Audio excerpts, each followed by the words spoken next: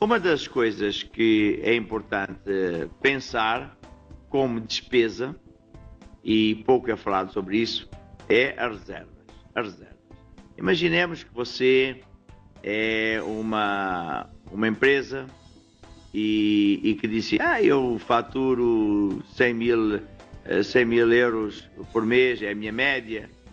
Muito bem. O que é que na prática acontece?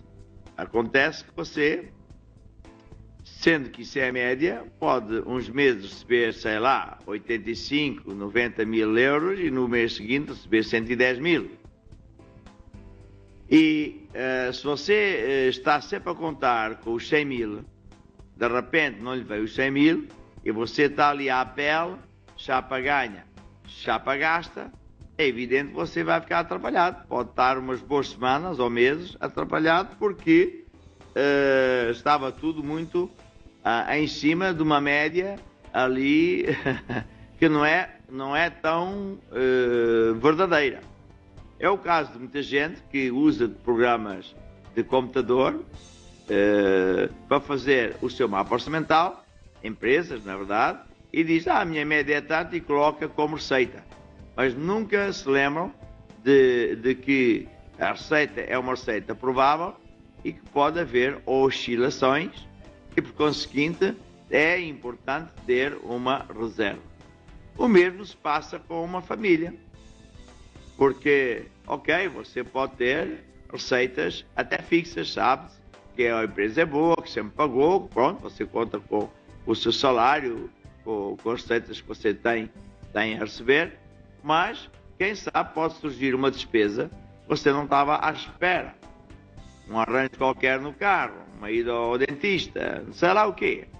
Não é que a gente vai pôr fé para que isso aconteça, mas o importante seria que a família também tenha uma reserva.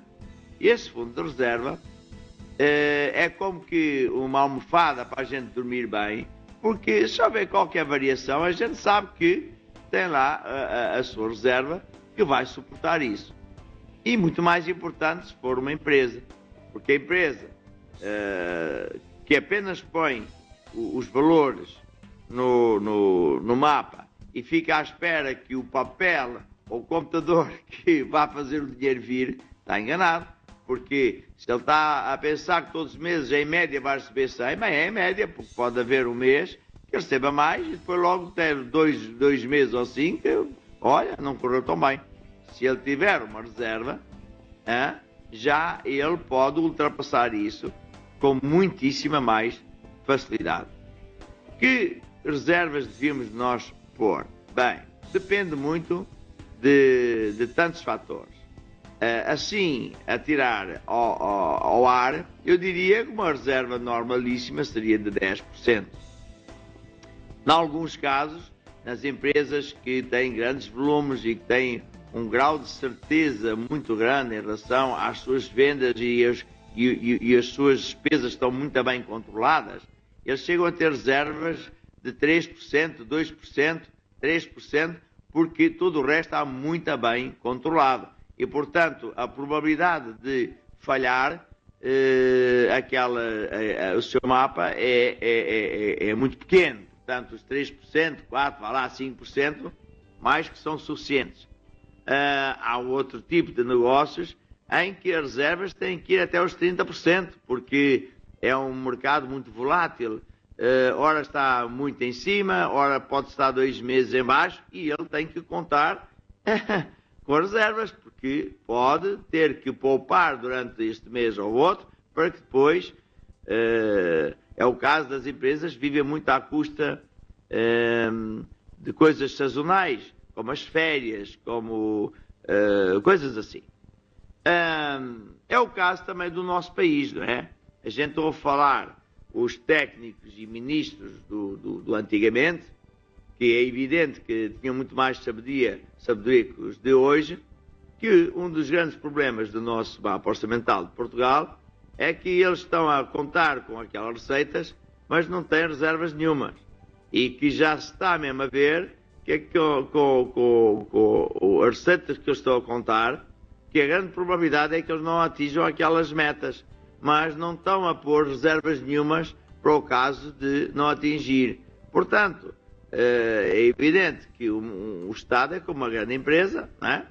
E que se ele está a contar com umas entradas para depois logo a seguir fazer a totalidade das despesas com base nisso, falhando-lhe as receitas, não tendo reservas, é claro, fica mais endividado, que esse é o problema de Portugal, que os antigos ministros andam a falar há anos, nunca ninguém quis saber disso, e agora, ouvi dizer, não sei se estou com os números certos, que nos últimos anos foi de ano para ano, cada vez somando mais dívidas, e hoje a dívida externa é enorme. Então, o assunto da reserva é super importante.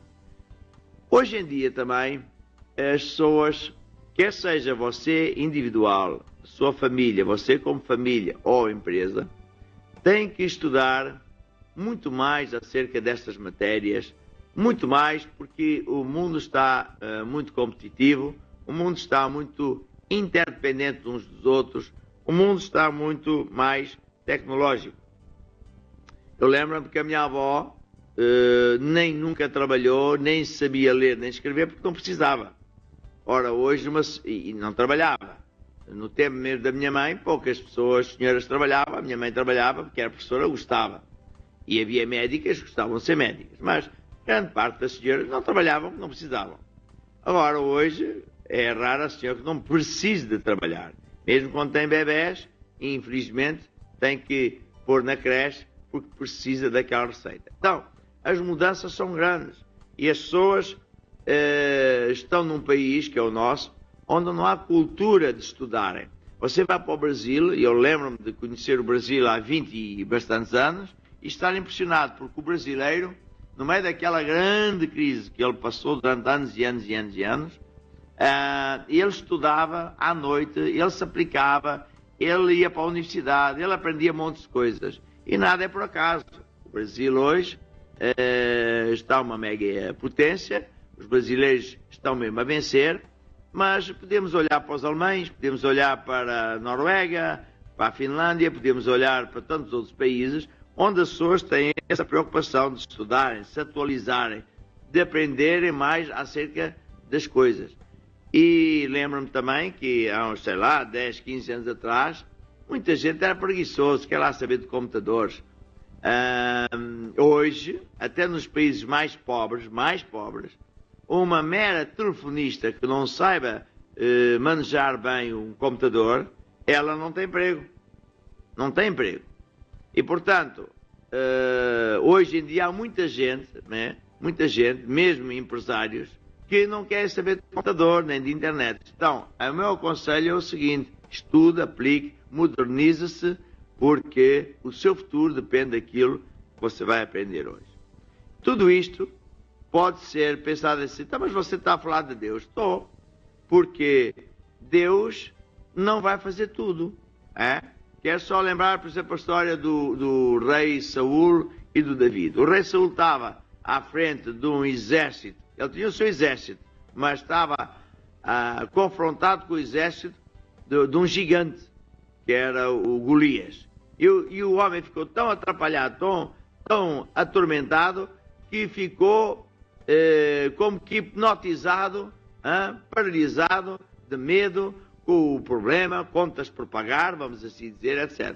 E veio um jovem, que não percebia nada de guerra, e o que é que ele se lembrou? Espera aí, eu sei o que eu vou fazer, o que sempre fiz, eu vou para a batalha. Quando acabar a minha força, eu sei que Deus vai lá estar para me ajudar. E assim foi.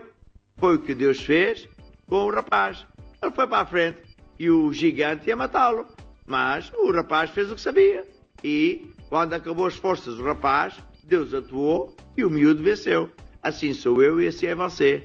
Portanto, ninguém está a pôr Deus de parte, mas também nós não podemos ficar sentados à espera. Oh Deus, estás-me aí uma sanduíche e não te esqueças de pôr o fiambre, e olha que eu estou com pressa. Epá, Deus não é o nosso empregado.